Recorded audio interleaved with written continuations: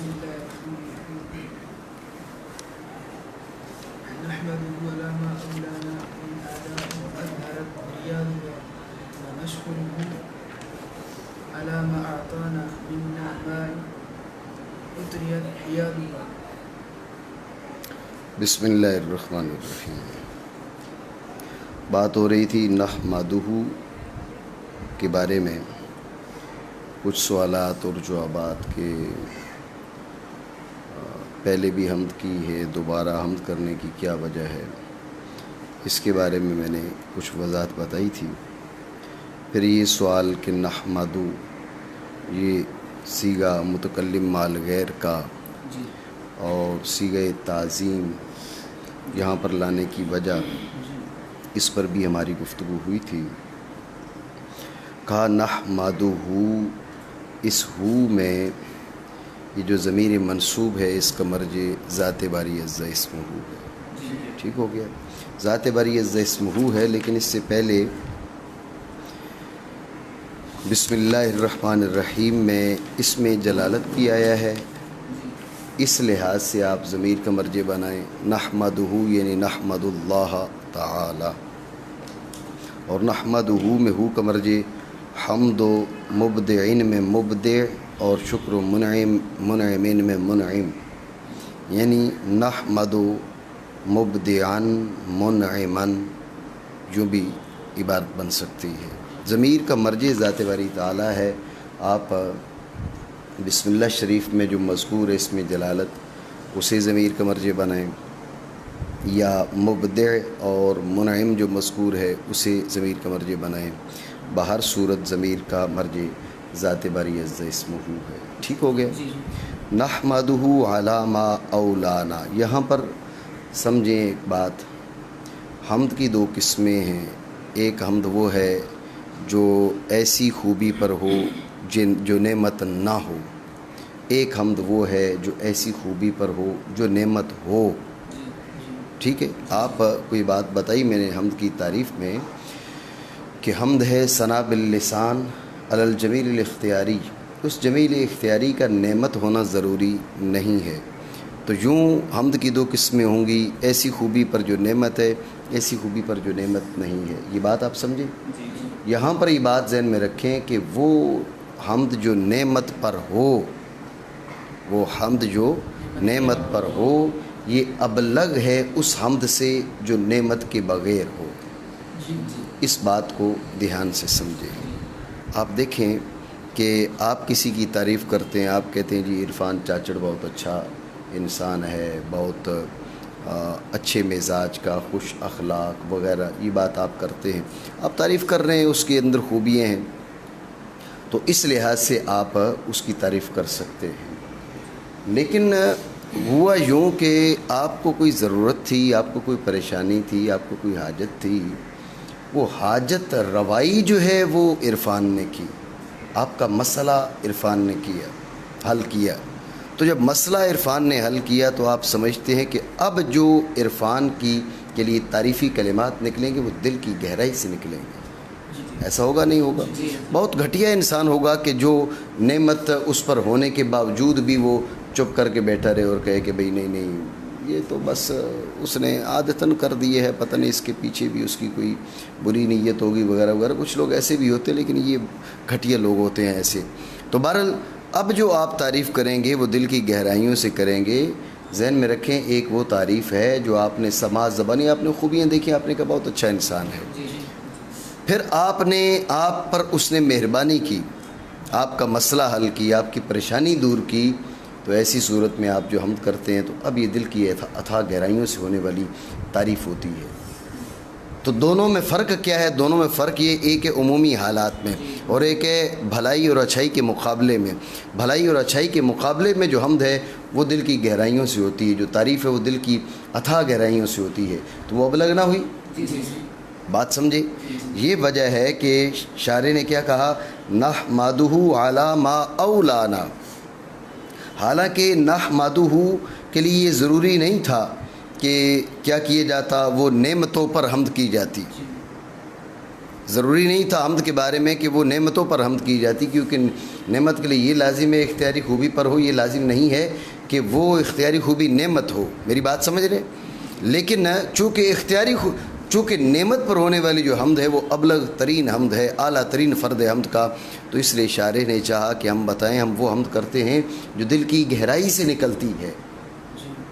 گو ہوتی زبان سے، یہ بات ذہن میں رکھیں، کیونکہ مصدر حمد جو ہے وہ زبان ہے، لیکن یہ زبان دل کی گہرائی کی عکاس ہے.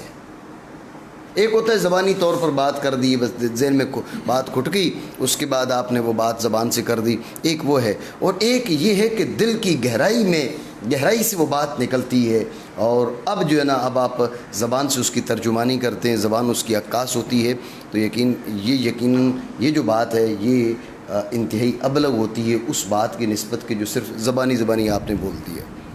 میری بات آپ سمجھے نہیں؟ تو آپ کو میں نے بتایا کہ نحمدہ علی ما اولانا، شارح نے وہ حمد کی جو نعمت پر ہے اس کی وجہ میں نے آپ کو بتائی. آپ اس کو سوال اور جواب کی صورت میں بھی بیان کر سکتے ہیں. سوال یہ ہے کہ حمد کے لیے یہ ضروری ہے کہ وہ خوبی پر ہو، نعمت پر ہونا ضروری نہیں ہے. ٹھیک ہے، تو حمد کے لیے یہ ضروری ہے کہ وہ خوبی پر ہو، نعمت پر ہونا ضروری نہیں ہے. تو شارح نے یہ نعمت پر کیوں کی؟ نحمدہ علی ما اولانا، یہ نعمت پر کیوں کی؟ حالانکہ مقابلے میں شکر ہے، شکر بھی نعمت کے مقابلے میں تھا، تو حمد کو نعمت کے مقابلے میں لانے کی کیا حاجت تھی؟ یہ سوال، تو اس کا جواب وہی ہے جو بھی میں نے بتایا کہ اصل میں شارح یہ بتانا چاہتا تھا کہ ہم نے جو حمد کی وہ دل کی اتھاہ گہرائیوں سے کی ہے، اور یہ وہ حمد ہوتی ہے جو نعمت کے مقابلے میں ہو تو اب گہرائی سے بات نکلتی ہے. عمومی حالات میں آپ کسی کی خوبیاں دیکھ کر، کسی کے کمالات دیکھ کر اب جو تعریف کرتے ہیں وہ عام تعریف ہے، لیکن جب آپ احسان کے بوجھ تلے دب جاتے ہیں اب جو تعریفیں نکلتی ہیں وہ دل کی گہرائیوں سے نکلتی ہیں، اس احساس کی وجہ سے جو اس نے آپ پہ احسان کیا تو بدلے میں آپ کے اندر احساس پیدا ہوا. بات میری سمجھے؟ ٹھیک ہو گیا؟ مانا کریں حمد کرتے ہم ذات باری تعالیٰ کی اوپر اس کے، یہ ذہن میں رکھیں، اعلیٰ ما اولانا، ما موصولہ ہے یا ما مصدریہ ہے؟ توجہ ہے؟ بعض حضرات نے کہا کہ ما موصولہ بھی ہو سکتا ہے اور ما مصدریہ بھی ہو سکتا ہے. بات پہ توجہ دیں، ما موصولہ بھی ہو سکتا ہے، ما مصدریہ بھی ہو سکتا ہے. ما موصولہ ہو تو علی الذی، اوپر اس چیز کے، اس امر کے، اولانا، اب یہ ہے اولانا، اولا میں جو فاعل ہے اس کا مرجع ذات باری عز اسمہ ہے، نا اس کا مفعول اول ہے، اور جو ما کی جانب لوٹنے والی ضمیر ہے وہ محذوف ہے. بات سمجھے؟ ما کی جانب لوٹنے والی جو ضمیر ہے، جو عائد ہے، وہ محذوف ہے اگر ما موصولہ ہو. ٹھیک ہے نا؟ تو اگر ما مصدریہ ہو تو اب ما مصدریہ اپنے مدخول سے مل کر مصدر کی تعویل میں ہو جاتا ہے. جملہ ذہن میں رہے، ما مصدریہ اپنے مدخول کو مصدر کی تعویل میں کر دیتا ہے، نہیں، یہ جملہ بہتر نہیں ہے. گو اس کی بھی تعویل کی جا سکتی ہے، بعض اہل علم یوں بول دیتے ہیں، لیکن زیادہ مناسب جملہ یہ ہے کہ ما مصدریہ اپنے مدخول کے ساتھ مل کر مصدر کی تعویل میں ہو جاتا ہے. ما مصدریہ اپنے مدخول کو مصدر کی تعویل میں کر دیتا ہے، اس سے بہتر یہ جملہ ہے کہ ما مصدریہ اپنے مدخول کے ساتھ مل کر مصدر کی تعویل میں ہو جاتا ہے. میری بات آپ سمجھ رہے ہیں؟ دونوں جملوں میں فرق ہے. ما مصدریہ اپنے مدخول کے ساتھ مل کر مصدر کی تعویل میں ہو جاتا ہے، تو ما اولا کے ساتھ مل کر ایلاء، ایلاء کے معنی ہے اعطاء، عطا کرنا، دینا. ٹھیک ہو گیا؟ تو اعلی ما اولانا ما مصدریہ معنی ہوں گے اعلی ایلائہی ایانا،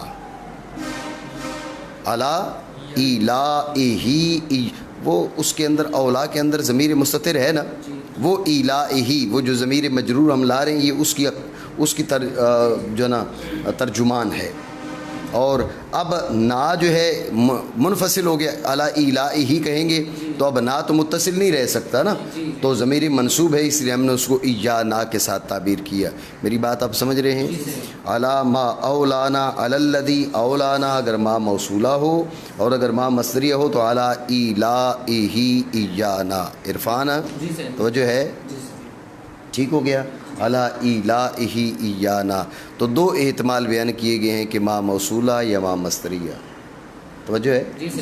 بعض حضرات نے یہ توجیہ کی ہے کہ دو احتمال ہیں، ما مصدریہ اور ما موصولہ، پھر یہ بھی کہا کہ ما مصدریہ ہونا اولا ہے۔ بات پہ توجہ دیں، ما مصدریہ ہونا اولا ہے، ما مصدریہ ہونا اولا ہے۔ وجہ اولویت کیا ہے ذہن میں رکھیں، علی ما اولانا، علی الذی اولانا، اوپر اس چیز کے، اوپر اس امر کے جو اللہ نے ہمیں عطا کی۔ دیکھیں وہ چیز اور وہ امر جو اللہ رب العالمین نے عطا کیا وہ تو نعمت ہوئی نا، ایسا نہیں ہے؟ وہ کیا ہوئی؟ وہ کیا ہوئی؟ ما موصولہ ہو تو اب حمد ہو رہی ہے نعمت پر، ما موصولہ ہو تو حمد کس پہ ہو رہی ہے؟ یہ ذہن میں رکھیں بات۔ اب ما کو بنائیں مصدریہ، اب معنی ہوں گے علی الہی ایانا، علی اعطائہی ایانا، اعطاء الہ، یہ تو رب کریم جل مجدہ کی صفات افعال سے ہے، ٹھیک ہے، یہ صفات افعال سے ہے۔ اب حمد بنے گی صفات افعال پر، صفت پر۔ ما ہو موصولہ تو حمد ہے نعمت پر، ما ہو مصدریہ تو حمد ہے صفت پر۔ ذہن میں رکھنا صفت پر جو حمد ہے یہ اولا ہے، بہتر ہے اس حمد سے جو نعمت پر ہو۔ بات سمجھے؟ جو صفت پر حمد ہو وہ اس حمد سے بہتر ہے، وہ ابلغ ہے جو نعمت پر ہو۔ تو اب ما کو بنائیں موصولہ تو حمد بنتی ہے نعمت پر، ما کو بنائیں مصدریہ حمد بنتی ہے صفت پر، صفت فعل پر۔ تو اب جب ما مصدریہ ہو تو حمد صفت فعل پر بنتی ہے، تو اس کا مطلب ہے کہ ما کا مصدریہ ہونا یہاں پر بہتر ہے، اولا ہے، زیادہ مناسب ہے۔ ٹھیک ہو گیا؟ بات ہے یہ ذہن میں۔ لیکن یہ بات ذہن میں رکھیں کہ اگر ہو ما موصولہ تو یہ من ہے بیانیہ، ما ہو گیا مبین، من آلاء اظہرت ریاضھا، میں یہ جو من ہے یہ من ہو گیا کیا؟ بیانیہ۔ بات ہے یہ ذہن میں۔ اور اگر ما ہو مصدریہ تو اب یہ من بیانیہ نہیں بن سکتا، بات ذہن میں رکھنا، کیونکہ من بیانیہ ہو تو ما جو ہے وہ مصدریہ، کیونکہ ما مصدریہ کا بیان ہوتا نہیں ہے، ما مصدریہ کا بیان نہیں لایا جاتا، ٹھیک ہے نا، ما موصولہ کا بیان لایا جاتا ہے۔ سمجھو بات کو، ما موصولہ کا بیان تو لایا جاتا ہے، ما مصدریہ کا بیان نہیں لایا جاتا۔ تو اب ما ہو گیا مصدریہ تو اب من بیانیہ نہیں بنے گا، اس کو ابتدائیہ یا اس قسم کا وہ بنایا جائے گا۔ لیکن اگر ما مصدریہ ہو، میری بات آپ سمجھ رہے نہیں؟ ٹھیک ہو گیا۔ خلاصہ گفتگو یہ ہے کہ ما کے بارے میں کہا گیا کہ دو احتمال ہیں، موصولہ یا مصدریہ۔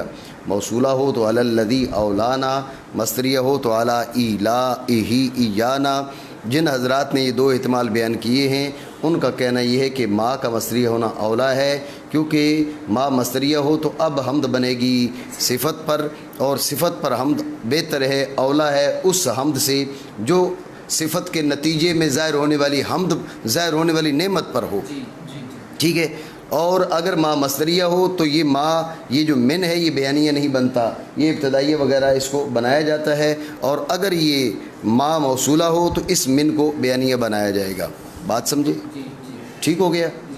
یہ بعض شارحین کی اور بعض محشین کی رائے ہے، دیگر بعض محشین کا کہنا ہے کہ نہیں، یہ ما مصدریہ نہیں بن سکتا، یہ ما موصولہ ہی بنے گا۔ توجہ ہے؟ ان کی جو دلیل ہے، ان کا جو دعویٰ ہے، دعویٰ تو یہ ہے کہ ما مصدریہ نہیں بنے گا، ما موصولہ بنے گا۔ دلیل کیا پیش کرتے ہیں، وجہ کیا بیان کرتے ہیں؟ وجہ یہ من ہے، وہ کہتے ہیں کہ یہ من بیانیہ ہے، اور ما مصدریہ کا بیان نہیں آتا، ما موصولہ کا بیان ہوتا ہے۔ جب ما مصدریہ کا بیان نہیں آتا، بعد میں بیان موجود ہے، بیان کا یہاں پر پایا جانا، سمجھ رہے ہیں آپ بات کو؟ بیان کا یہاں پر پایا جانا یہ دلیل ہے اس بات کی کہ یہ ما مصدریہ نہیں ہے۔ ٹھیک ہو گیا؟ لیکن آپ دیکھیں، میں آپ کو بتا چکا، جو ما مصدریہ کے قائل ہیں وہ کہتے ہیں بھئی یہ ما ہم من ابتدائیہ وغیرہ بنا لیں گے، کچھ اور بنا لیں گے، تو یہ بتکلف تو ہو سکتا ہے۔ اب خلاصہ گفتگو، بتکلف تو ہو سکتا ہے لیکن بلا تکلف نہیں ہو سکتا، تو لہٰذا ظاہر پھر یہ ہے کہ ما کو موصولہ بنایا جائے۔ من نہ ہوتا، عاطف من نہ ہوتا تو پھر ما مصدریہ اور ما موصولہ میں سے مصدریہ اولا تھا، لیکن من ہے، من بیانیہ موجود ہے، تو اب زیادہ بہتر یہ کہ ما موصولہ بنایا جائے، ما مصدریہ بنایا جائے گا تو آپ کو تکلف کرنا پڑے گا، یہ جو من بیانیہ ہے اس کی کوئی اور توجیہ کرنا پڑے گی، اس لیے خلاف ظاہر توجیہ سے بہتر ہے کہ آپ اس ما کو موصولہ بنا لیں، ما کو مصدریہ نہ بنائیں، تاکہ من کو اپنے ظاہر پر باقی رکھا جا سکے۔ میری بات سمجھے؟ ٹھیک ہو گیا؟ عرفان سمجھ رہے ہو نا؟ صحیح۔ مانا کرے حمد کرتے ہیں ہم اس کریم جل وعلا کی اوپر اس امر کے جو اس نے ہمیں عطا کیا، ما موصولہ، ما مصدریہ کی صورت میں حمد کرتے ہیں ہم اس ذات والا کی اوپر اس کے ہمیں عطا کرنے کے۔ ٹھیک ہو گیا؟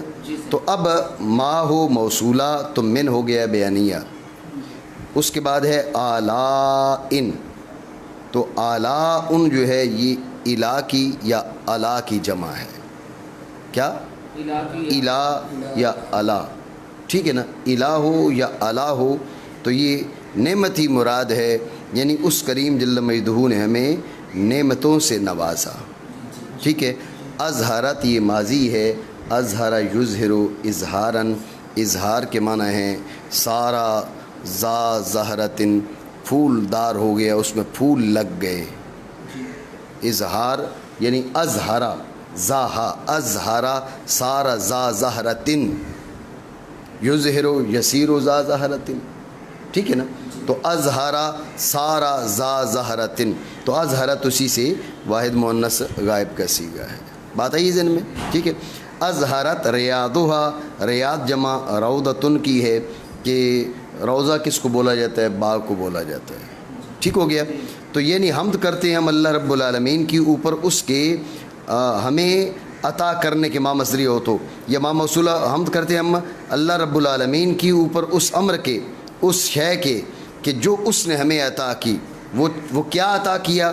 کہا وہ نعمتیں عطا کی جن کے باغات پھولوں والے ہو گئے۔ باغوں میں جب بہار آتی ہے تو اب اس میں پھول لگ جاتے ہیں، تو کہا کہ یہ وہ آلہ ہیں، یہ وہ نعمتیں ہیں جن کے باغ پھولوں والے ہیں، جن کے باغ خزاں زدہ نہیں ہیں، مطلب ان پہ خزاں کا بسیرا ہے اور وہاں پر پھول کا نام نہیں ہے، ایسی بات نہیں ہے۔ اظہرت ریاضھا، وہ باغات ہیں، وہ نعمتیں ہیں جن کے باغات کے ہیں وہ ہیں پھولوں والے ہیں، پھول دار ہیں۔ میری بات سمجھے نہیں سمجھے؟ توجہ ہے؟ یہ ہو گئے لفظی معنی۔ یہ آلاء جو ہے اس کو تشبیہ دی جا رہی ہے اس زمین کے ساتھ جس کے اوپر باغ قائم ہو۔ ٹھیک ہے؟ وہ زمین جس پر باغ ہو، مطلق زمین نہیں، وہ زمین جس پر باغ ہو، تو آلاء بول کر ذکر بھی آلاء کا، ارادہ بھی آلاء، اور اس زمین کی طرف، چونکہ ریاض کا آگے ذکر ہے نا، باغات کا ذکر ہے، تو اس کی طرف انتقال ذہن ہے۔ یہ آلاء میں استعارہ مکنیہ، وہ زمین جس کے اوپر باغات ہوں تو لازمی طور پہ باغ اسے لازم ہے۔ تو اب ریاض میں تشریح تخیل ہے، استعارہ تخیلیہ ہے، لیکن باغ کا وہ پھول دار ہونا لازم نہیں ہے، کبھی ہوتا ہے اور خزاں میں نہیں بھی ہوتا۔ تو اظہرت میں پھر کیا ہو جائے گا؟ ترشیح ہو جائے گی۔ بات سمجھے نہیں؟ آلاء میں مکنیہ، ریاض میں تخیلیہ، اور اظہرت میں ترشیحیہ۔ بات آپ سمجھے؟ ٹھیک ہو گیا؟ حمد کرتے ہیں ہم ذات باری تعالیٰ کی اوپر اس کے جو اس نے ہمیں عطا کیا ان نعمتوں سے جن کے باغات پھولوں والے ہوئے. ٹھیک ہو گیا. وَنَشْكُرُهُ عَلَى مَا أَعْطَانَا مِن نَعْمَاءٍ أُطْرِعَتْ حِيَادُهَا. شاہ جی توجہ ہے. اب نحمدہ میں جتنی باتیں ہیں نشکرہ میں بھی اتنی ہی باتیں ہیں. جو سوال جو آپ وہاں پر کیے ہیں نشکرہ میں وہی سوال جو آپ ہوں گے.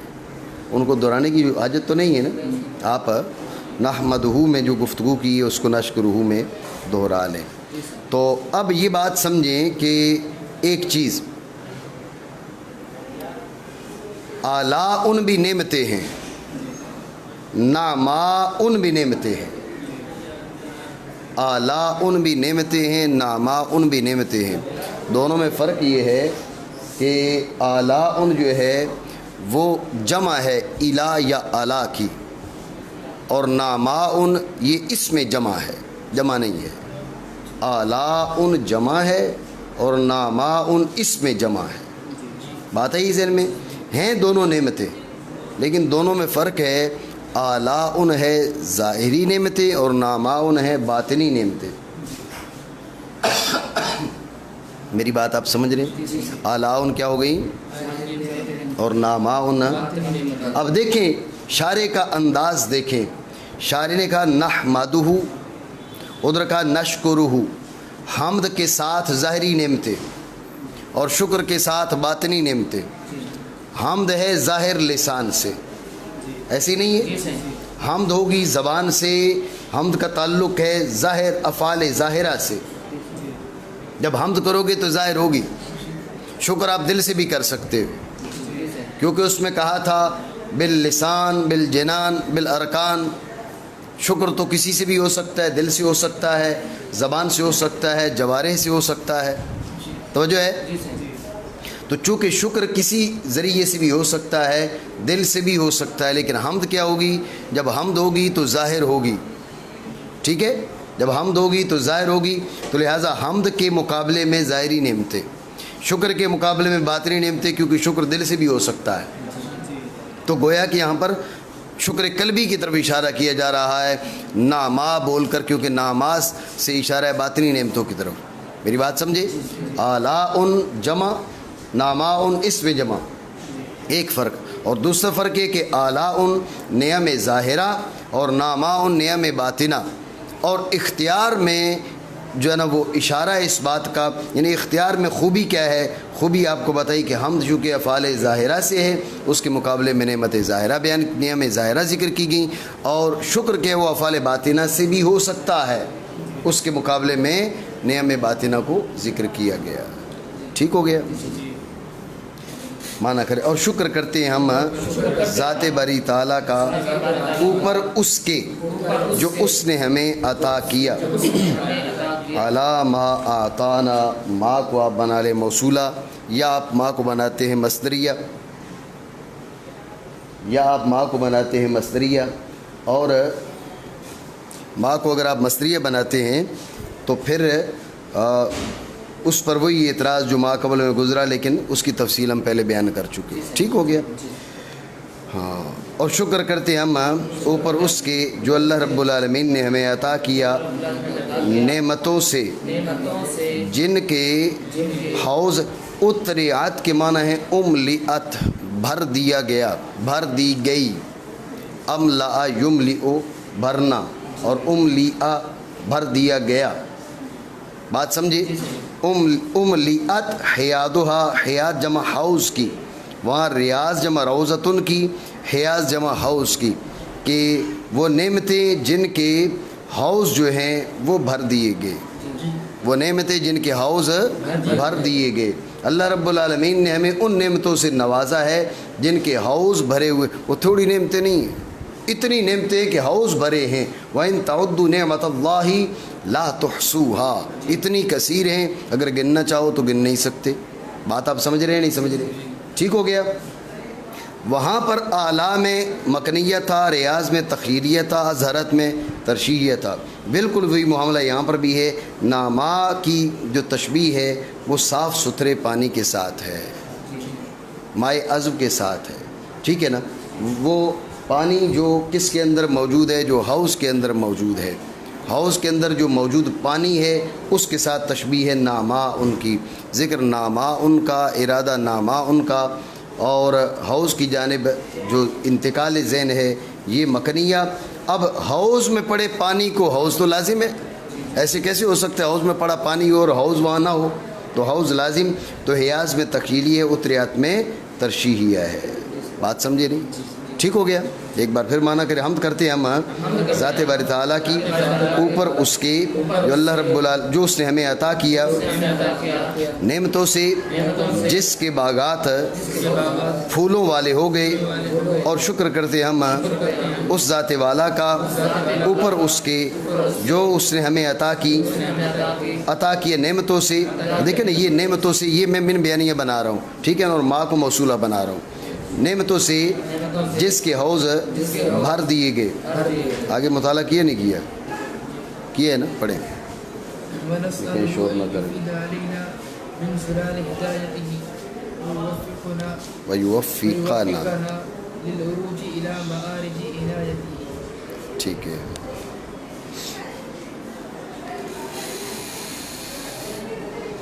توجہ ہے. حمد و ثنا کے بعد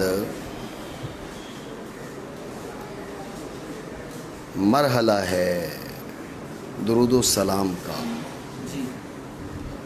کیونکہ بات پہ توجہ رکھنا،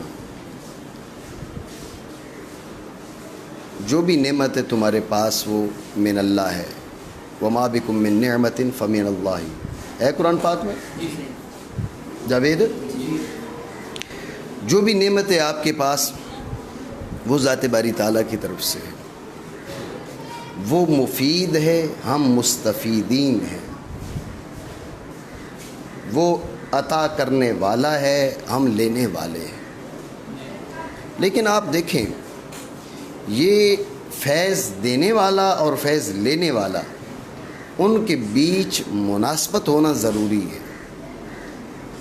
اس کی مثال یوں سمجھیں کہ آپ کی زبان ہے سندھی، تو اب آپ کی زبان ہے سندھی اور آپ کو اردو نہ آتی ہو، اور مجھے اردو آتی ہو، سندھی نہ آتی ہو، تو آپ بتائیے کہ آپ یہاں پر پڑھیں گے اور سیکھیں گے، سیکھنے کے لیے آئیں گے تو کچھ سیکھ پائیں گے؟ جی کیسے جی؟ جاگ رہے ہو، سو گئے ہو؟ جاگ رہے ہو نا. تو جب آپ کو اردو نہیں آتی اور مجھے سندھی نہیں آتی، تو اب میں آپ کو سکھا نہیں پاؤں گا، آپ سیکھ نہیں پائیں گے. ٹھیک ہے؟ کیوں؟ اس لیے کہ مناسبت نہیں ہے. اب آپ کی زبان ہے سندھی، آپ کو اردو بھی آتی ہے، گو زبان سندھی ہے لیکن اردو بھی آتی ہے. جب اردو آتی ہے تو اب اگرچہ آپ کی اصلی زبان سندھی ہے، مادری زبان سندھی ہے، اس خطے کی زبان سندھی ہے، لیکن چونکہ آپ اردو جانتے ہیں اور اردو بولنے والے کے ساتھ آپ کی مناسبت ہو گئی ہے، آپ وہ اردو میں گفتگو کرے گا، آپ سمجھ لیں گے. اب فیض دینے والے اور فیض لینے والے کے بیچ مناسبت پیدا ہو گئی ہے، تو لہٰذا اس مناسبت کی وجہ سے وہ فیض لے سکتا ہے. بات سمجھ رہے ہیں؟ تو جب یہ بات آپ کے ذہن میں آ گئی تو آپ اس بات پہ غور کریں کہ خالق کائنات میں اور مخلوق میں کوئی مناسبت ہی نہیں ہے. وہ غایت علو میں ہے اور ہم غایت تدنس میں ہیں. جب وہ غایت علو میں ہے، ہم غایت تدنس میں ہیں، ہمارے اور اس ذات والا کے بیچ کوئی مناسبت نہیں ہے. جب مناسبت نہیں ہے تو ہم لیں کیسے؟ میری بات سمجھ رہے؟ یہ بات ذہن میں رکھیں، بغیر مناسبت کے نہیں لے سکتے، بغیر مناسبت کے استفادہ ممکن نہیں ہے. یہ میں نے ایک عام سی مثال بیان کی ہے. دونوں انسان ہیں، ایک ملک میں رہنے والے ہیں، لیکن ان کی زبانیں ایک نہیں ہیں. جب زبانیں ایک نہیں ہیں تو ایک دوسرے کو افادہ اور استفادہ ان کے بیچ ممکن نہیں ہے. تو بتاؤ جو دونوں انسان ہیں، ایک خطے پہ رہنے والے، ایک ملک میں رہنے والے، لیکن اس کے باوجود کیا ہے، زبان ایک نہ ہونے کی وجہ سے مناسبت مفقود ہو گئی، تو وہ استفادہ ممکن نہیں رہا، تو ذات باری تعالیٰ کے ساتھ تو ہماری کوئی مناسبت بنتی ہی نہیں ہے، تو پھر ہم نعمتیں تو اسی کی طرف سے ہم لے کیسے پائیں گے؟ سوال یہ ہے، توجہ ہے؟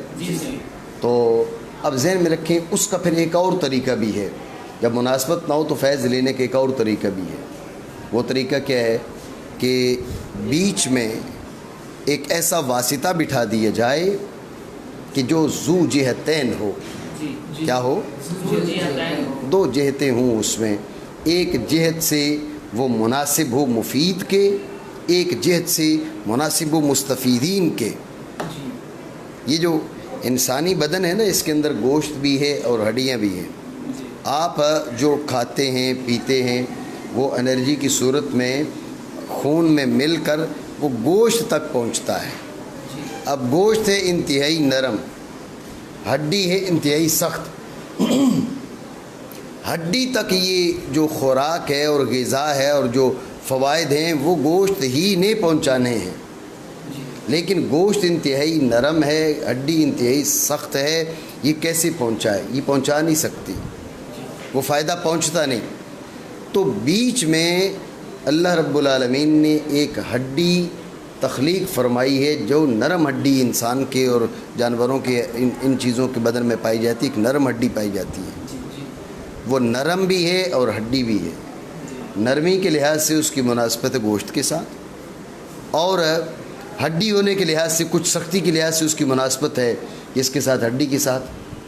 تو اب قدرے نرم ہے، قدرے سخت ہے، قدرے نرم ہو کر وہ فیض لے رہی ہے گوشت سے، قدرے سخت ہونے کی وجہ سے فیض دے رہی ہے ہڈی کو۔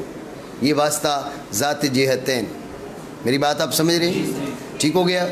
تو یہی معاملہ ہوتا ہے کہ جب مفید اور مستفید کے بیچ مناسبت نہ ہو تو واسطہ ذات جہتین کھڑا کر دیں۔ اب عرفان کو اردو آتی ہے، سندھی اس کی مادری زبان ہے۔ ایک دیہات سے ایک ایسا آدمی آ جاتا ہے کہ جس کو اردو کا ایک حرف نہیں سمجھ میں آتا، لیکن اب یہاں پر آ کے بیٹھ جائے تو میں اس سے بات کر سکتا ہوں۔ کیوں بات کر سکتا ہوں؟ اس لیے نہیں کہ اس کو اردو آتی، اس لیے کہ بیچ میں واسطہ ذات جہتین ہے۔ میں اردو میں بات کروں گا، یہ ٹرانسلیٹ کرے گا، اس کو سمجھائے گا سندھی میں، وہ سندھی میں بات کرے گا تو یہ اردو میں مجھے سمجھائے گا۔ واسطہ ذات جہتین کی وجہ سے اب غیر مناسب لوگوں کے بیچ بھی کیا ہو گیا، وہ استفادہ ممکن ہو گیا۔ بات سمجھ رہے ہیں؟ بات آئی ذہن میں؟ تو اب ذات باری تعالیٰ میں اور ہمارے بیچ کوئی مناسبت نہیں ہے۔ ہم یہ نہیں کہنا کہ وہ فیض دے نہیں سکتا، معاذ اللہ من ذالک، ان اللہ علی کل شیء قدیر، یہ نہیں کہنا کہ فیض دے نہیں سکتا، ہم لے نہیں سکتے، یہ کہنا ہے۔ یہ بات ذہن میں رہے، ہم لے نہیں سکتے، ہم میں طاقت نہیں ہے، ہمارے اندر سکت نہیں ہے۔ اللہ رب العالمین نے یہ نہیں فرمایا کہ میں تجھے دکھا نہیں سکتا، رب نے فرمایا لن ترانی، تو دیکھ نہیں سکتا، ہم تو دکھا سکتے ہیں، ہم تو دکھا دیں گے آپ کو، اپنا جلوہ کرا دیں گے، لیکن آپ نہیں دیکھ پائیں گے، ہم دکھا سکتے ہیں، لن ترانی، آپ نہیں دیکھ پاؤ گے۔ بات سمجھ رہے ہو نا؟ تو لہٰذا یہ نہیں کہنا کہ وہ دے نہیں سکتا، وہ دے سکتا ہے، وہ ہر مشیت پہ قدرت ہے اس کو، لیکن ہمارا ظرف چھوٹا ہے، سمجھے بات کو؟ ہمارے اندر طاقت نہیں ہے، ہمارے اندر حیثیت نہیں ہے، صلاحیت نہیں ہے لینے کی۔ بات سمجھ رہے ہو؟ تو ہمارا جب ظرف چھوٹا ہے اس وجہ سے ہم لے نہیں سکتے۔ اب کیا ہونا چاہیے؟ بیچ میں واسطہ ذات جہتین، اور وہ ساری خلائق کے بیچ، ادھر خلائق ہے ادھر ذات باری عز اسمہ ہے، بیچ میں واسطہ جناب محمد الرسول اللہ صلی اللہ تعالی علیہ وسلم کی ذات والا ہے۔ بات آئی ذہن میں؟ اب وما بکم من نعمت فمن اللہ، ہر نعمت تو اس کی طرف سے ہے، لیکن بواسطہ مصطفیٰ ہے۔ انما انا قاسم واللہ یعطی، دیتا وہ ہے، میں تمہیں تقسیم کرتا ہوں۔ یہ اسی بات کی ترجمانی فرمائی جا رہی ہے، آتا ادھر سے ہے، لیکن تم میں بانٹنے کا کام اللہ رب العالمین نے جناب رسول اللہ صلی اللہ تعالی علیہ وسلم کے حوالے کیے. میری بات آپ سمجھ رہے ہیں؟ تو جب ذات باری تعالیٰ ہے منعم حقیقی تو رسول اللہ صلی اللہ تعالی علیہ وسلم کی ذات والا ہو گئی منعم مجازی. منعم حقیقی کا شکر ادا کرنا بھی ضروری ہوا, منعم مجازی کا شکر ادا کرنا بھی ضروری ہوا. منعم حقیقی کا شکر ادا کرتے ہوئے آپ نے کہا نحمدہ نشکرہ, اور منعم مجازی کا جو شکر ہے وہ صلاۃ و سلام کی صورت میں ادا کیا جاتا ہے. میری بات آپ سمجھیں؟ تو حاصل گفتگو یہ ہوا کہ حمد و ثنا ہو گئی ہے, اب مقام تھا صلاۃ و سلام کا, اس لیے کیا ہے اب یہاں پر صلاۃ و سلام کو لایا جا رہا ہے. میری بات سمجھیں جی؟ لیکن صلاۃ و سلام کے بجائے انہوں نے تو کہا وَنَسْأَلُهُ أَن يُفِيدَ عَلَيْنَا مِن زُلَالِ هِدَایَتِهِ وَيُوَفِّقَنَا لِلْعُرُوجِ إِلَى مَعَارِجِ عِنَایَتِهِ. تو جو ہے درود و سلام آگے چل کے بیان کر رہے ہیں وَأَن يُخَصِّصَ رَسُولَهُ مُحَمَّدًا أَشْرَفَ الْبَرِيَّاتِ بِأَفْضَلِ الصَّلَوَاتِ. جی تو اب مقام تھا درود و سلام کا, تو درود و سلام کے بجائے انہوں نے اپنے لیے سوال شروع کر دیے وَنَسْأَلُهُ أَن يُفِيدَ عَلَيْنَا إِلَى آخِرِهِ. یہ اپنے لیے سوال کیوں شروع کر دیے؟ سوال یہ ہے تو جو ہے یہ ہم نے پہلے یہ بیان کیا بھی, جو گفتگو کی ہے وہ درود و سلام کو لانے کی وجہ بیان کی ہے, عقلی وجہ, نقلی وجہ بھی ہے, اور یہ بھی آپ کہہ سکتے ہیں کہ چونکہ مصنفین کا طریقہ ہے حمد و ثنا کے بعد درود و سلام, اس لیے درود و سلام لے کر یہ بھی کہہ سکتے ہیں کل کلام لم یبدأ بالصلاۃ علیہ فہو اقطاع کما قال رسول اللہ علیہ الصلاۃ والسلام.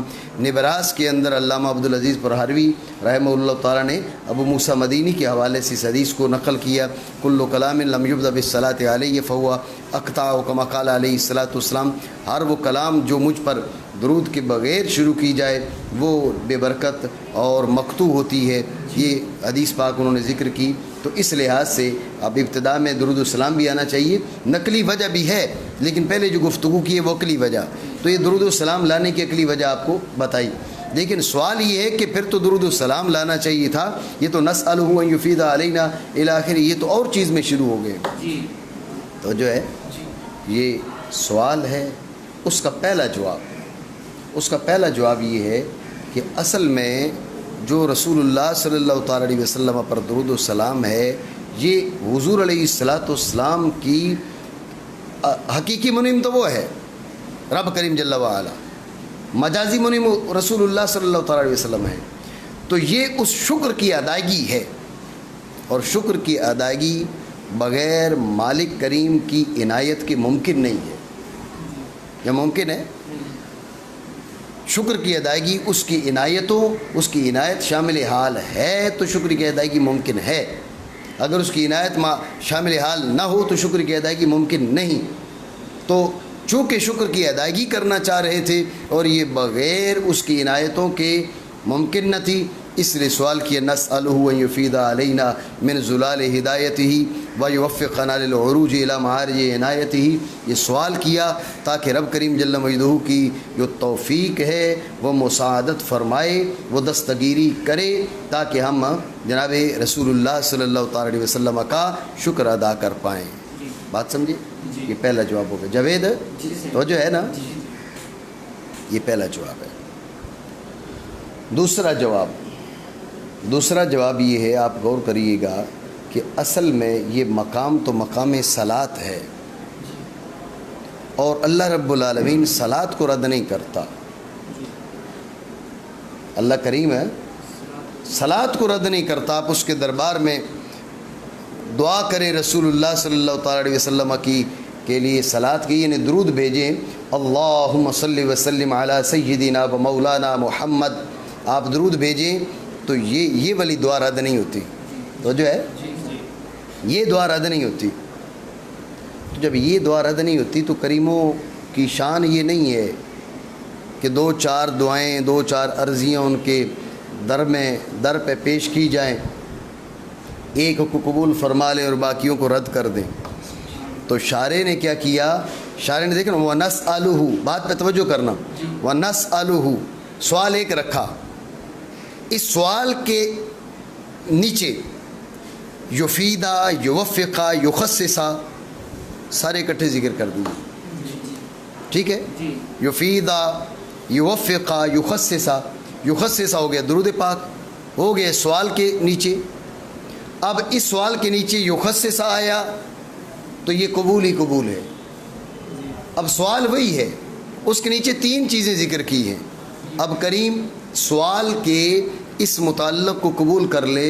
کریم کی شان یہ نہیں کہ پہلے 2 کو چھوڑ دے، ان کو بھی قبول فرما ہی لے گا. تو یہ سوال کرنے کا دربار الہی میں عرض کرنے کا ایک طریقہ تھا جو انہوں نے انتخاب کیا کہ بھئی درود تو صلات والی دعا تو وہ قبول فرمائے گا ہی فرمائے گا، تو ساتھ ہم اپنے لیے مانگ لیں کیا یفید علینا من زلال ہدایتہ ویوفقنا للعروج الی معارج عنایتہ. اپنی کامیابی دنیاوی اور اخروی کامیابی کی دعائیں بھی ساتھ کر لی جائیں. اس لیے شارع نے ان کلمات کو بھی ساتھ شامل کر لیا. میری بات آپ سمجھے نہیں سمجھے؟ ٹھیک ہو گیا. خلاصہ گفتگو دوبارہ سمجھیں. اعتراض یہ تھا جب مقام صلات ہے تو یہ سوال کرنے اور ان دعاؤں میں کیوں مصروف ہو گئے؟ تو اس کا ایک جواب یہ دیا کہ مقام صلات ہے اگرچہ، لیکن بات یہ ہے کہ یہ جو صلات ہے یہ شکر کی ادائیگی ہے جو بغیر توفیق الہی کے، بغیر اللہ رب العالمین کے کرم اور عنایت کے ممکن نہ تھی. اس لیے شارع نے اللہ رب العالمین کے دربار میں سوال کیا وَنَسْأَلُهُ أَن يُفِيدَ عَلَيْنَا إِلَى آخِرِهِ. سوال کیا کہ ہمیں توفیق عطا فرمائے، ہم جناب رسول اللہ صلی اللہ تعالیٰ علیہ وسلم کی ذات والا کا شکر ادا کر سکیں. وجہ ہے. دوسرا جواب یہ دیا کہ اصل میں جب درود بھیجیں گے، جب حضور علیہ الصلوۃ والسلام کے لیے صلات کا سوال کریں گے تو اب یہ ممکن نہیں کہ رب قبول نہ فرمائے. رب ضرور قبول فرماتا ہے. جب رب ضرور قبول فرماتا ہے، اور کریموں کی شان یہ نہیں ہے کہ اس کے دربار میں 2-3 عرضیاں اکٹھی، ایک عرضی پر 3 سوالات ہم لکھ کر بھیجیں اور ایک سوال کو قبول کر لے، اسی عرضی کے 2 سوالوں کو ریجیکٹ کر دے. یہ کریم ایسا کرتا نہیں. کرے تو ممکن ہے لیکن کرتا نہیں ہے. تو اس لیے اوپر سوال نامہ ایک ہے، سوال، عرض، درخواست، نیچے 3 سوال ہیں. اور دیکھیں تیسری جگہ پر جا کر سوال کیا رسول اللہ صلی اللہ تعالیٰ علیہ وسلم کے لیے درود کا، صلات کا. سمجھی بات کو؟ تیسرے، اس سے پہلے 2 اور سوال لگا دیے، ایک یفیدہ اور ایک یوفقہ. اب کریم تیسرے سوال کو قبول کرے، پہلے 2 سوالوں کو قبول نہ کرے، یہ اس کے کرم کے شایان شان نہیں ہے. اس لیے شارع نے چاہا کہ ہم جناب رسول اللہ صلی اللہ تعالیٰ علیہ وسلم پر درود بھیجنے کے بہانے اپنے لیے بھی دنیا اور آخرت کی بھلائیاں مانگ لیں. کیونکہ یہ بات ذہن میں رکھیں، ہم جو حضور پر درود بھیجتے ہیں حضور کے لیے نہیں بھیجتے، اپنے لیے بھیجتے ہیں. اس لیے کہ ذات مصطفیٰ وہ آئینہ ہے. آئینے پر جب روشنی پڑتی ہے نا تو آئینے کو تو حاجت ہی نہیں ہے، وہ تمہیں واپس پھینکتا ہے روشنی، وہ واپس لوٹاتا ہے. یہ اس سوال کا جواب تمہیں حاصل ہو جائے گا کہ جب رب نے فرمایا ان اللہ و ملائکتہ یصلون علی النبی، لگاتار درود و سلام، درود، رحمت اور نازل ہو رہے ہیں، تو پھر ہمیں کیوں فرمایا جا رہا ہے کہ تم بھی مانگو ان کے لیے؟ تو اصل میں آئینے پر جب روشنی پڑتی ہے تو آئینہ واپس پھینکتا ہے تمہارے اوپر، اور آئینہ جتنا شفاف ہوتا ہے اتنی ہی زوردار انداز میں روشنی منعکس ہو کر واپس آتی ہے. دھندلا ہو نا تو روشنی پڑتی ہے اور پھر ہلکی سی روشنی واپس آتی ہے. صاف شفاف ستھرا ہوگا تو وہ بہت ہی زیادہ، یعنی بعض اوقات ایسے بھی ہوتا ہے کہ پڑنے والی روشنی کمزور ہو اور منعکس ہونے والی جو روشنی وہ زیادہ ہو. یہ جو گاڑیوں کی لائٹس ہوتی ہیں اس کے اندر بھی اسی کلیہ پر عمل کیا جاتا ہے. اب دیکھیں چھوٹا سا اس کے اندر وہ بلب لگا ہوا ہوتا ہے اور کتنی تیزی کے ساتھ وہ لائٹ ہوتی ہے. تو اصل میں وہ جو جہاں سے وہ روشنی منعکس ہو رہی ہوتی ہے ان چیزوں کو زیادہ کیا جاتا ہے، ان چیزوں کا زیادہ خیال رکھا جاتا ہے. جتنا شفاف اور جتنا اعلیٰ قسم کا آئینہ ہوگا وہ اتنی اعلیٰ قسم کی روشنی واپس پھینکے گا. توجہ ہے؟ رسول اللہ صلی اللہ تعالیٰ علیہ وسلم کی ذات والا وہ آئینہ ہیں جن جیسا کوئی آئینہ نہیں ہے. ٹھیک ہے، آپ جیسا کوئی آئینہ نہیں ہے. اور بھئی یہ جو دکان ایک آئینہ بنانے والی جو دکان ہے اس میں بھی ایسا نہیں ہے. بازار میں تو ایسا آئینہ ملنا تو دور کی بات ہے، یہ اس دکان میں نہیں ہے جہاں پر یہ آئینہ بنا ہے. اس لیے کہ نظیر مصطفیٰ ممکن نہیں ہے، ممتنع ہے. سمجھے بات کو؟ تو اب مسئلہ یہ ہے کہ اب جب آپ درود بھیجتے ہیں حضور سید عالم صلی اللہ تعالیٰ علیہ وسلم کی ذات والا پر، تو گویا کہ روشنی کی ایک کرن روانہ کرتے ہیں، انہیں تو حاجت نہیں ہے، اب وہ منعکس ہو کر واپس لوٹتی ہے۔ آپ نے بھیجی تھی ایک روشنی کی کرن، رسول اللہ صلی اللہ تعالیٰ علیہ وسلم نے فرمایا تو ایک بار بھیجے گا رب کریم 10 رحمتیں نازل کرے گا، 10 گناہ معاف فرمائے گا، 10 درجات بلند۔ دیکھو کتنے زور آور انداز میں وہ منعکس ہو کر لوٹی ہے، سمجھ رہے ہو بات کو؟ یعنی تمہاری جانب سے جانے والی جو روشنی کی کرن ہے وہ کمزور تھی، کمزور سی روشنی کی کرن تم نے اس آئینے کی جانب روانہ کی، اس آئینے نے آپ پہ جو روشنیاں پھینکی واپس، یعنی کمزور سے کمزور کرن بھی پڑتی ہے تو 10 گنا وہ بڑھ جاتی ہے، بلکہ 10 گنا سے بھی زیادہ بڑھ جاتی ہے نا، کیونکہ 10 تو رحمتیں آپ پہ نازل ہو رہی ہیں اور 10 گناہ معاف ہو رہے ہیں اور 10 درجات بلند ہو رہے ہیں، اتنے بھرپور انداز میں وہ واپس لوٹتی ہے، سمجھے بات کو؟ اب اگر تمہاری جانب سے بھیجنے والی روشنی اور بڑھ جاتی ہے تو اب واپس ہونے والی جو منعکس ہونے والی روشنی ہے اس کی مقدار اور اس کی کم اور کیف اس میں بھی اضافہ ہو جاتا ہے۔ میری بات آپ سمجھ رہے ہیں؟ تو مسئلہ یہ ہے کہ یہ بات اس لیے بھی بیان کی ہے کہ کوئی کہے بھیجنا درود حضور پر تھا، یہ باتیں اپنی کیوں کرنے لگ گئے؟ وہ حضور پر بھی جو ہم نے درود بھیجنا تھا وہ اپنے لیے بھیجنا تھا، حضور سید عالم صلی اللہ تعالی علیہ وسلم کو کوئی حاجت نہیں ہے۔ ان اللہ و ملائکتہ یصلون علی النبی، وہ لگاتار سلسلہ چل رہا ہے۔ ہم فقیر لوگ ہیں، ہم محتاج لوگ ہیں، ہم درود ان پر بھیج کے اپنی آخرت اور عاقبت سنوارنے کی کوشش کرتے ہیں، لہٰذا جہاں حضور پر درود بھیجا جا رہا ہے ساتھ اپنے لیے دعا کر لیجیے تو اس میں کوئی حرج نہیں ہے۔ میری بات سمجھے؟ تو سوال یہ تھا کہ مقام ہے صلاۃ کا اور اس کی وجہ بھی بتائی، تو اپنے لیے دعائیں کیوں؟ تو اس کی 2 وجہ آپ کو بتا دی، کافی ہے جتنا، ٹھیک ہے۔